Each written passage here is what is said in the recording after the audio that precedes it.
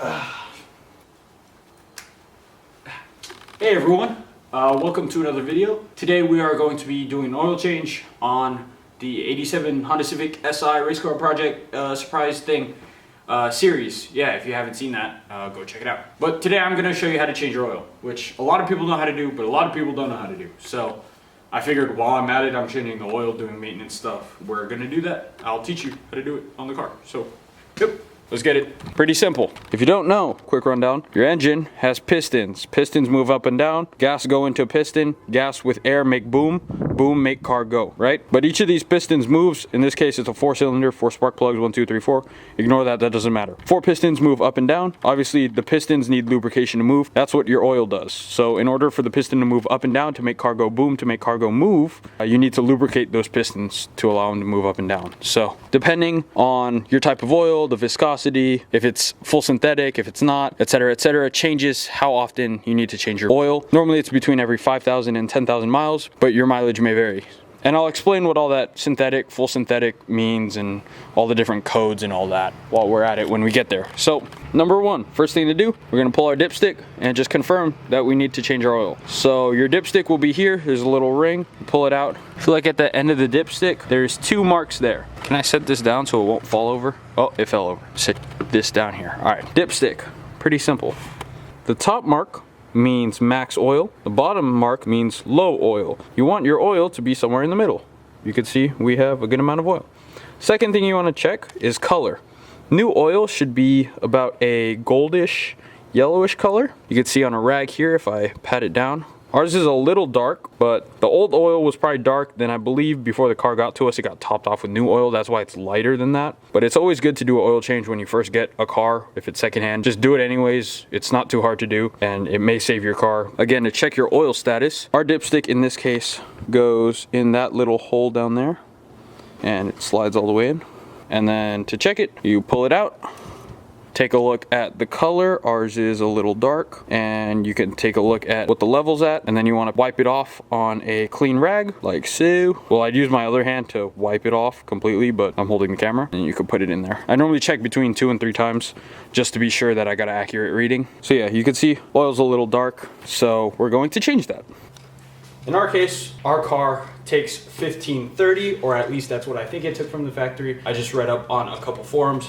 Everyone recommends 1030 for these cars. There's other kinds of oil. This is 1550. This is what I used to put in my old Porsche. This is 530, 5W30. I believe this is what the Mustang takes, or maybe what the old Honda. Oh, this is what my BMW takes, 530. And then there's other ones. My mom's car takes some super high performance oil, like some 1550, 65, 40, 1930, something. Anyways.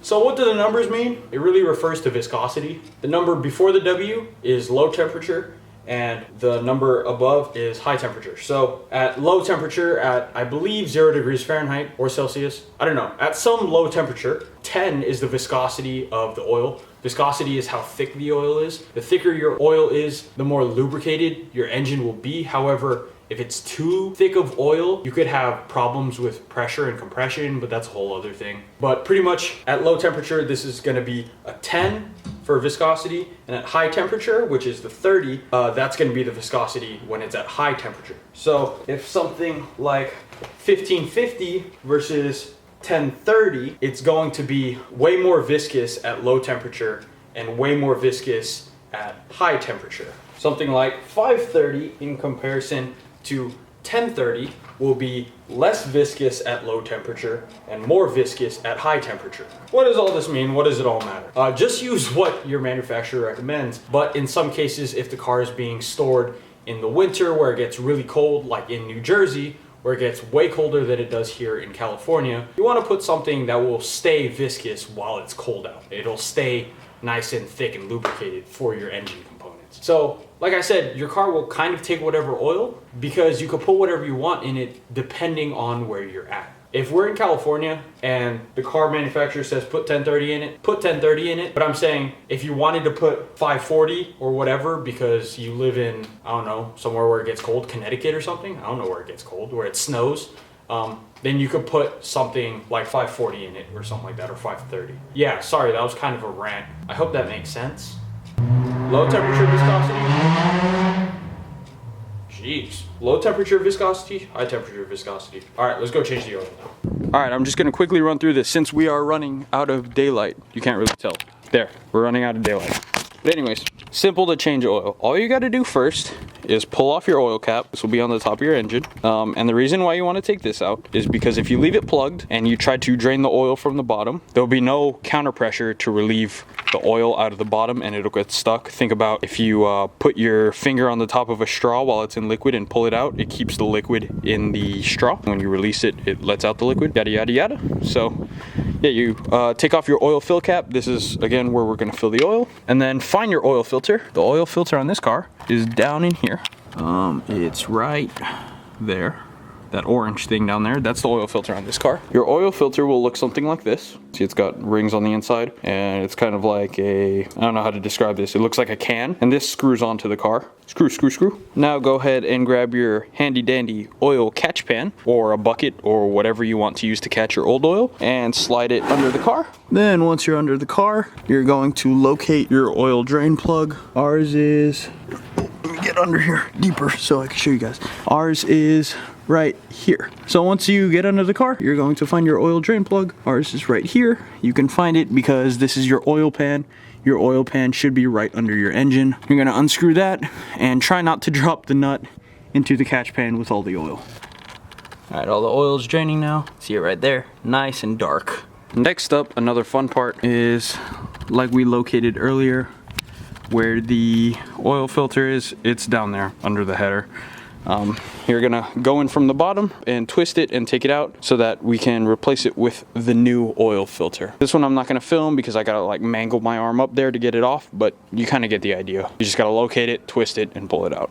This here is a oil filter wrench. What happens here is you could put a ratchet or a wrench on the back of this, or even a socket, and this should fit right over your oil filter. That way you could get more torque on it to spin it off. When you put them on, you're only supposed to put them on kind of like slightly tighter than hand tight, but obviously they heat up, they cool down, they shrink, they seize, they get stuck, so this will help. My bad, this is a weird angle. This is kind of what I'm working with. Oh, also I took my hat off, that's why my hair looks weird. I'm gonna like be halfway in frame, I guess. Something you wanna do to ensure a good seal on your new oil filter is you want to line this rim with new oil. So we have our new jug of oil. I'm actually just going to go like this and toss my glove on and then tip this guy upside down. Now there should be oil in the cap. I'm gonna take some of that oil and you wanna line this seal with a little bit of oil. Some nice oil on there.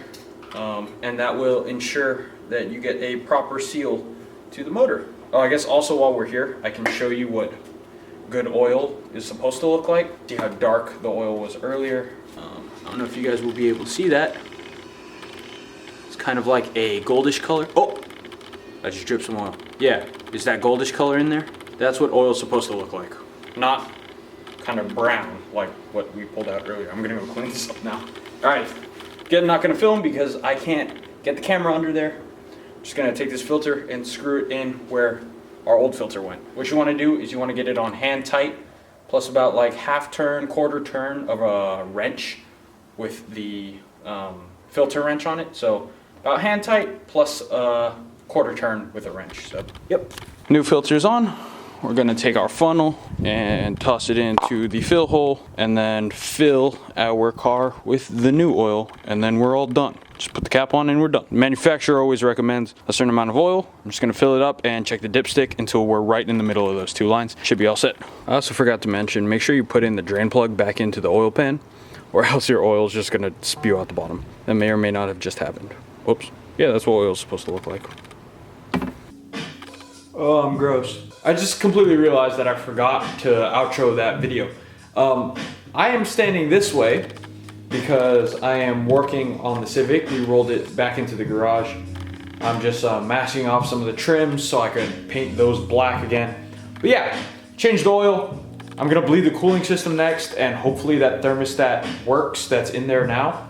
So I'll keep you updated with that. But yeah, painting up these trims, changed out the oil. Hope you guys enjoyed. This thing is about to hit the next level pretty soon. We're just waiting on a couple things like carpet. Then once that's here, we could just hit the ground running on interior mods. We got suspension to do. And then we got wheels, obviously. So, yep, hope you guys have enjoyed. Lots of content coming soon, and I'll see you guys in the next video. All right, peace.